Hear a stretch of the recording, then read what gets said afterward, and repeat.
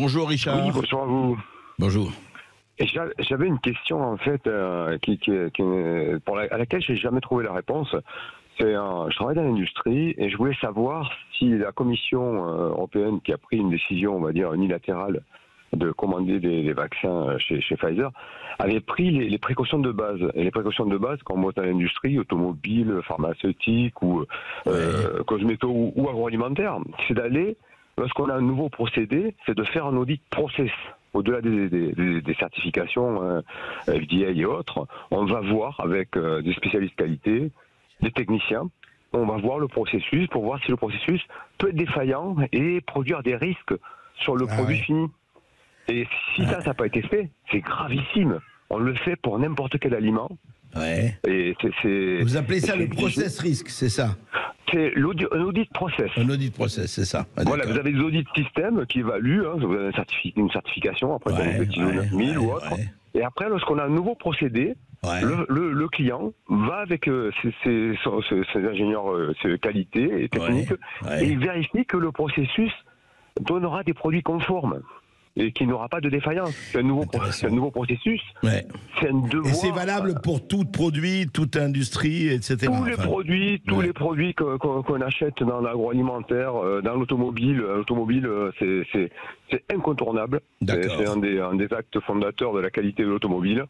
Donc c'est ça la question. Qui est allé là-bas? Et est-ce que ça a été fait avant la première injection? Michel Rivasi, à votre connaissance, c'est très intéressant, je trouve, la question que pose Richard.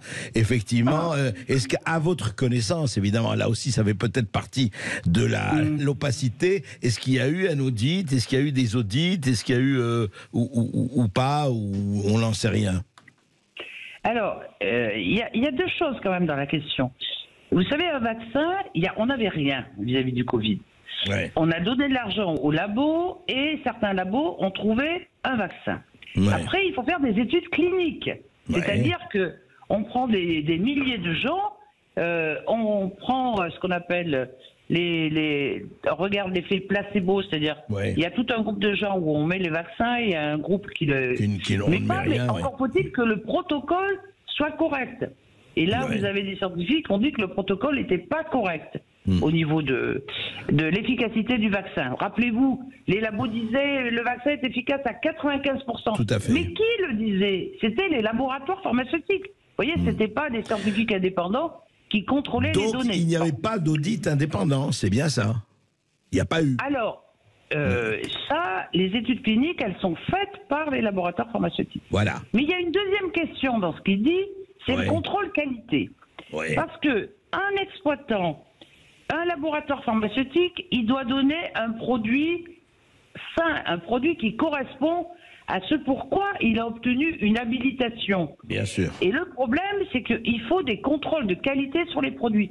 Sinon, on tombe dans les produits défectueux. Et là, c'est directement le laboratoire qui doit payer des indemnités à la personne qui a reçu un produit défectueux. Est-ce qu'il y a eu ces contrôles de qualité? Oui, alors justement. Voilà, c'est le contrôle de qualité. Il faut que le produit, le vaccin, vous voyez, soit le même, quelles que soient les entreprises qui fabriquent ce vaccin. D'accord. Eh bien, là, il y a eu des problèmes dans certains pays, comme au Japon.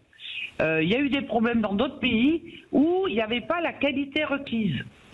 Et on ne peut pas dire qu'on ait des garanties, et ça je le dis à l'auditeur, qu'il y a eu des contrôles de qualité dans toutes les entreprises qui ont fabriqué ce vaccin. Mais c'est énorme, c'est ça. On n'a pas la preuve qu'il y a eu des contrôles de qualité partout. C'est quand même énorme.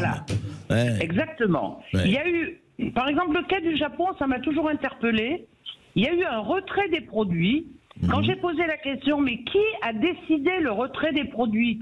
Est-ce que c'est parce que des gens sont tombés malades ou est-ce qu'ils ont vu que dans la fiole, le produit avait des impuretés? J'ai pas eu la réponse à cette question. Et c'est vraiment là, ce que dit notre Richard, c'est est-ce que la qualité de produit, on est sûr à 100%? Là, je peux pas vous répondre et je crois que elle est absolument pas sûre à 100%. Et elle est fondamentale quand même. Et elle est fondamentale. On a eu le problème, vous voyez, même des ARN messagers qui n'étaient pas, sains,